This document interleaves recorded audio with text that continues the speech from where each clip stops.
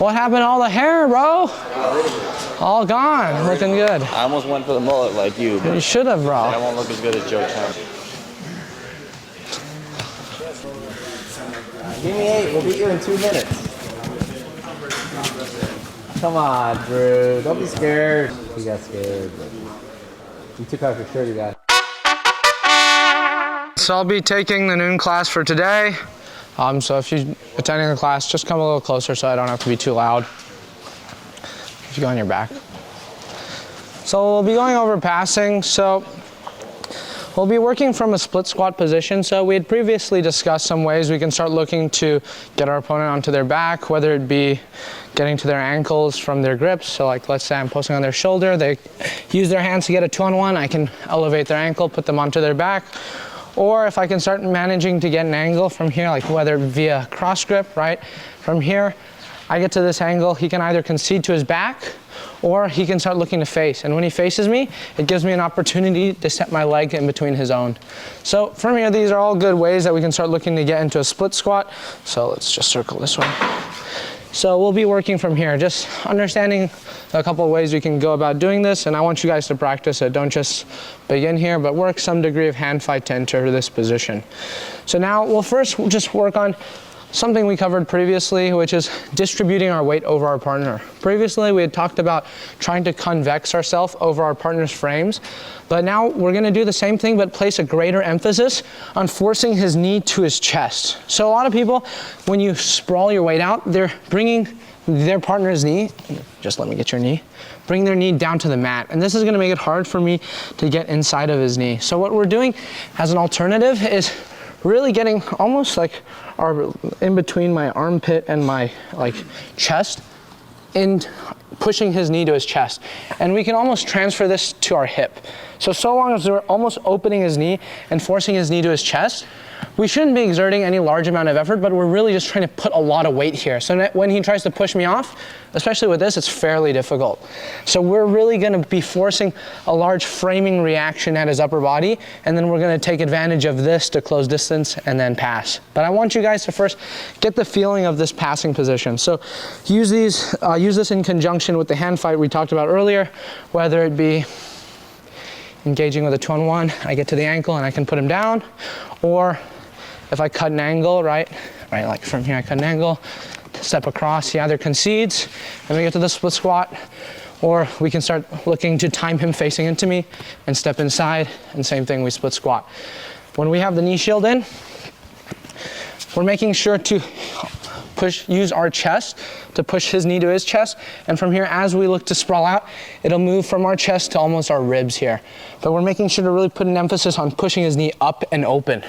We're not putting it down to the ground, because from here, it's easy for him to manage distance. Okay, so when drilling this, talk to your partner about, okay, how does this feel? Ask them if they can push you off. Ask if, okay, do you feel threatened from here? Is this heavy, et cetera, et cetera. Any questions? Sweet. No? 1, 2, 3. Hey man,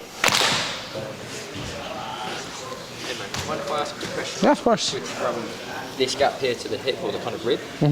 So when I get to here, I'm pressuring in. Do I want to sort of start forcing it down, or am I? So we're keeping his knee close to his chest, but we're almost opening up our body. So we're elongating our body by bringing our knee away from our chest. So we're almost using our knee to push their knee away as well. Yeah, and move your head across. Yeah, like this. This is almost what we're looking for. Opens up my hips, right? Yeah, exactly. Thank you. And like, you see, if we're going here, do you mind if I just demo it? Sure, of course. Right, I was initially using my chest to push, but now my head comes across. Yeah. I'm really driving my knee through. And like, usually they're gonna want to open it up. Yeah, exactly. So we're trying to create a situation where it's tough for them to hold this position. Yeah. Does that make sense? So we're keeping, we'll talk about a little bit about head position in a moment, but we're really like elongating our body and really opening them up, as opposed to staying tight. If we're too tight, it's pretty easy for them to frame and carry our weight. Sure. Thank you. Yeah, no worries. What's up, Damian? So here, just let me know if this looks right. Do you feel there's an ability for him to elevate in this? Should be very difficult. Yeah.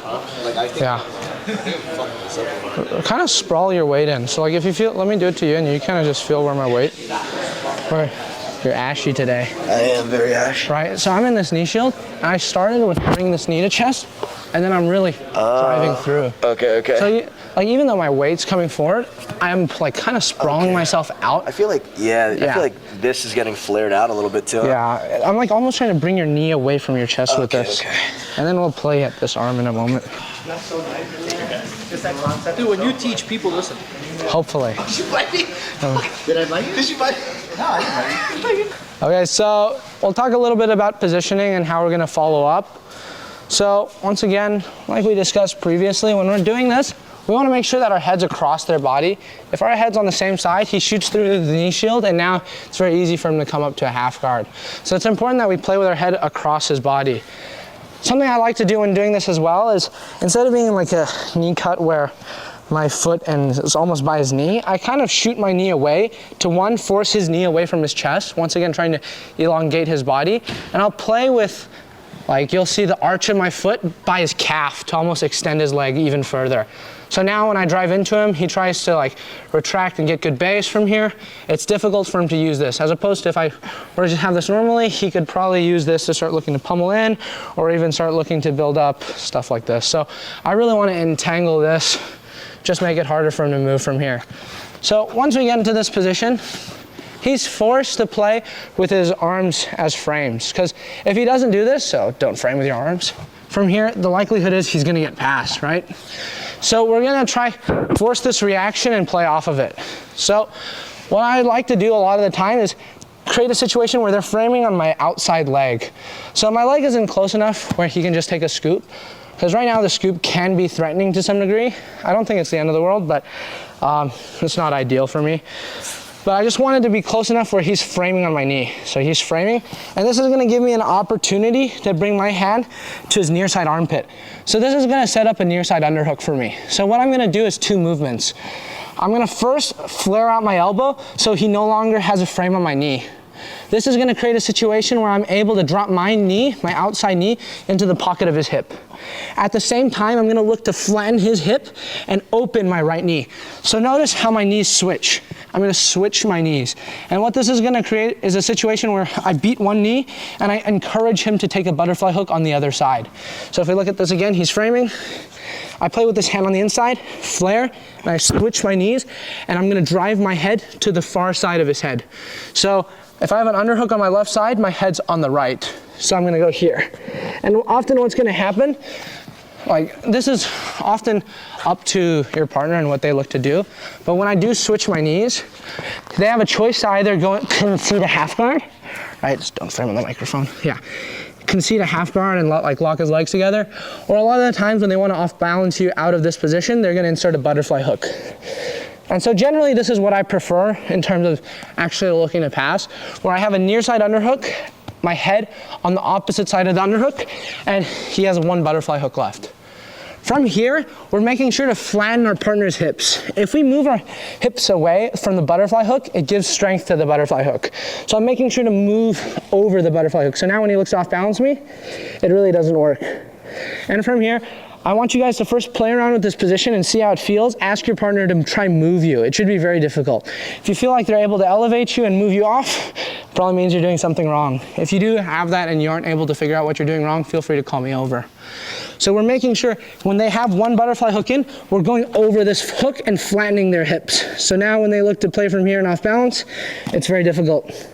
What I'm gonna look to do from here now is, depending on how my partner plays this position, it'll affect my options. So let's say my partner is trying to off balance me and extend me, right, with his hook.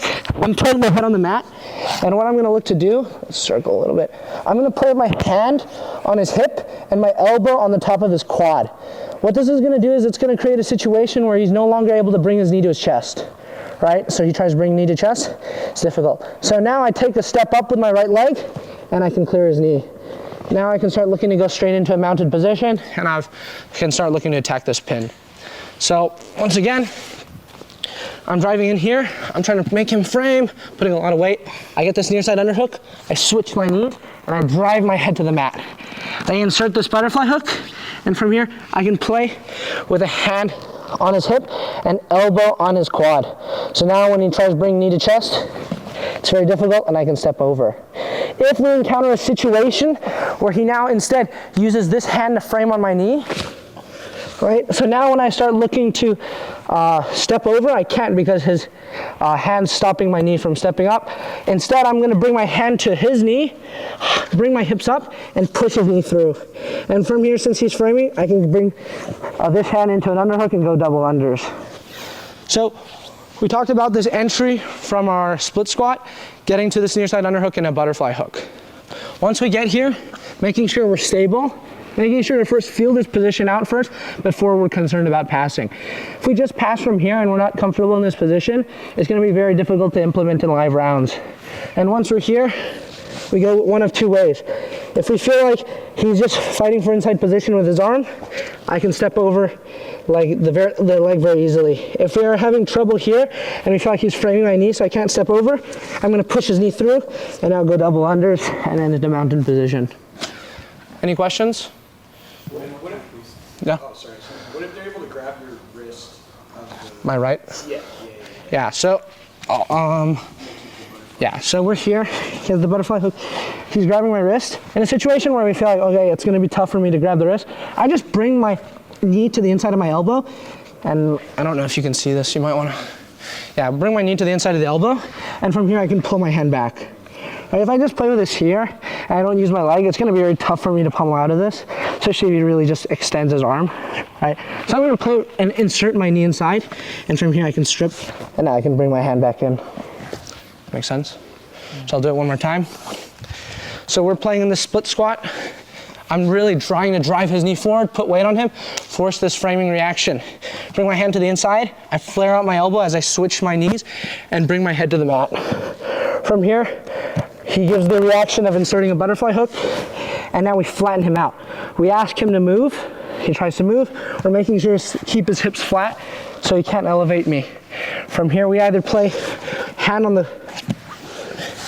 hip to step up, or if we're having trouble with this because he's framing on my knee, then I get my hips up and I push his knee through, ending in a double unders. Any questions? Joe, what's preventing him from framing on your upper body and hitting a forward shift? He can't forward shift because he only has one butterfly hook. Right? He tries to forward shift me here. He can't because he's flat. Right? If he has two knees, then it's more possible. But one hook, especially when we flatten his hips, he can't forward shift. He can off balance me if I let his hip come off the mat. I wouldn't necessarily categorize this as a forward shift, but it works in a similar way. If we were double butterfly hooks, then the forward shift is a more legitimate concern. But when I have one already cleared, it's going to be very hard. Like, try forward shift me. It's going to be very hard for him to do so. Does that make sense? Sweet. All right. 1, 2, 3. Here, so like as Nick's doing it, Yeah. so I'm able to keep this, and then we land.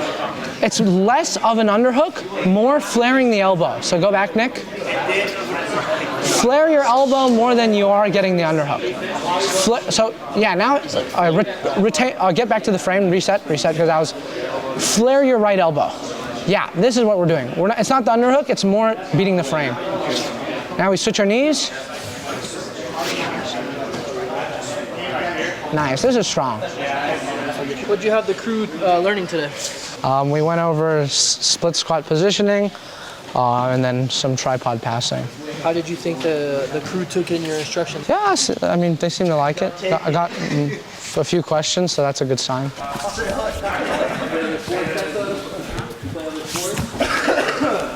I'm gonna go after these guys. After. Is it this one or that one? Tell me. Both good. Who remembers which foot's bad? Which is the bad foot? It's the middle one. What's that? Okay. It's not a long enough lever. You would have lost anyways. So what? You would have lost anyways. You know that, right? I'm watching on play. You guys are look. What was the position? I was on top. I love it. I was like, I'm about to pass it. And then you Come on, you want to duck it up.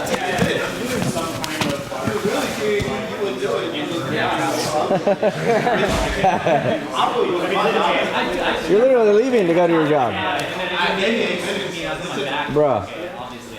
I'm just basically. Give me 8. We'll beat you in 2 minutes. Come on, Drew. Don't be scared. Your reputation will still stand if you lose. He got scared. But you took off your shirt, you got fucking scared. That one's the bad one? Yeah. You cheated. I did it on the good one. Was this one the bad one? No.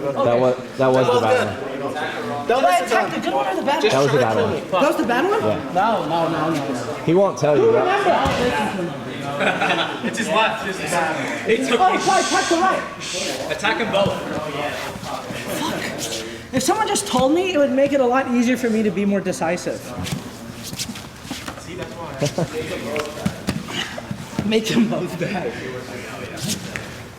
Great idea. Oh, dude, the false rape again. Oh, Sunday, you know, which one's his bad one? His left. It's his left one. Yeah. Okay, good. See?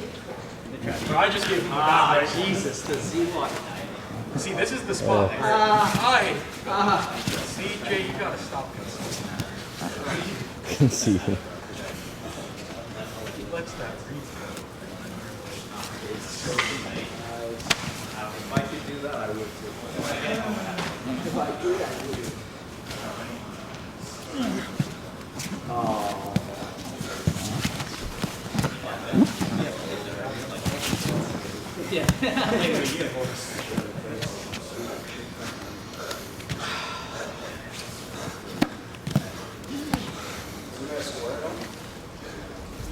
Sport, he subbed me. Yeah. Outside. You watch your video. Yeah, outside.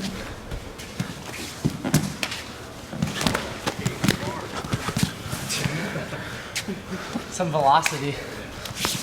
Oh,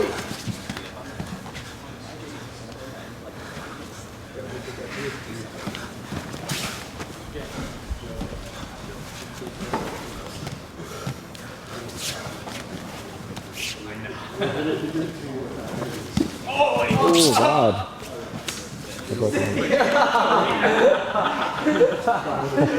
Gundle can't give data.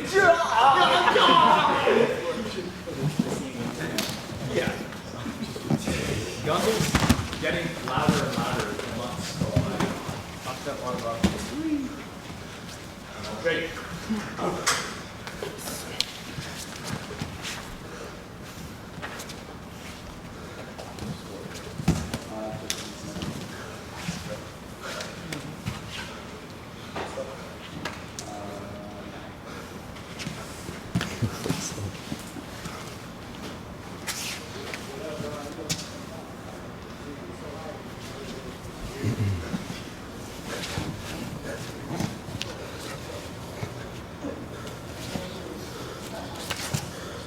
You should have ripped it.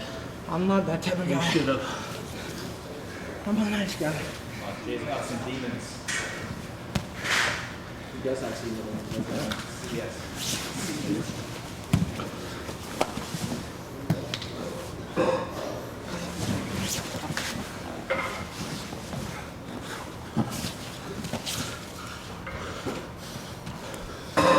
Nikki, who do you think wins? Yes. Okay, we're starting now. Uh-oh. What is that? Nikki doesn't think you can pass. He said he'll bet his car on it. I think he has a lot to say for a man with a broken back. That's true. Leg walking, Jay. Got him. You got it, Jay. There's a sub on. It's not up. I'm pretty sure I initiated the sweep. Nah, it's a sweep. That's true. 2-2.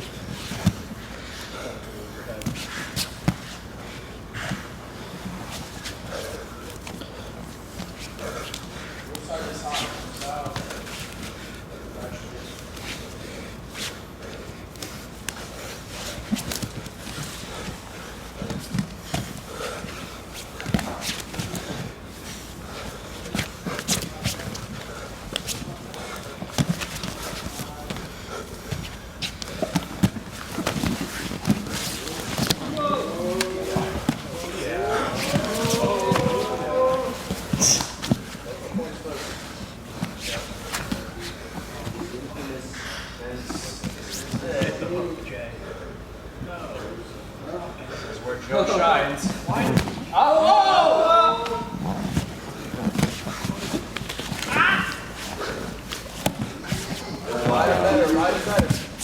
Oh, no pulling now, no pulling. 2 minutes left.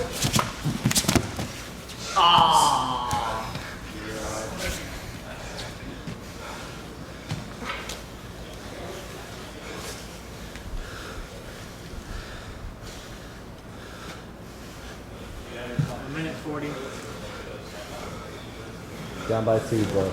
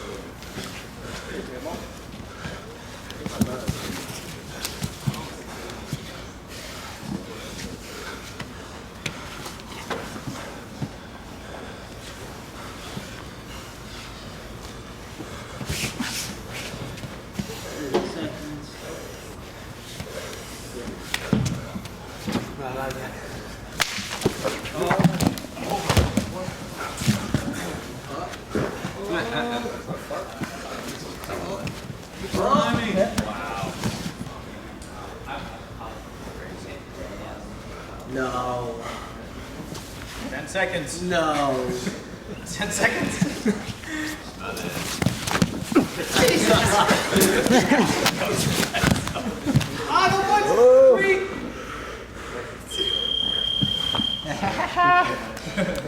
Appreciate it.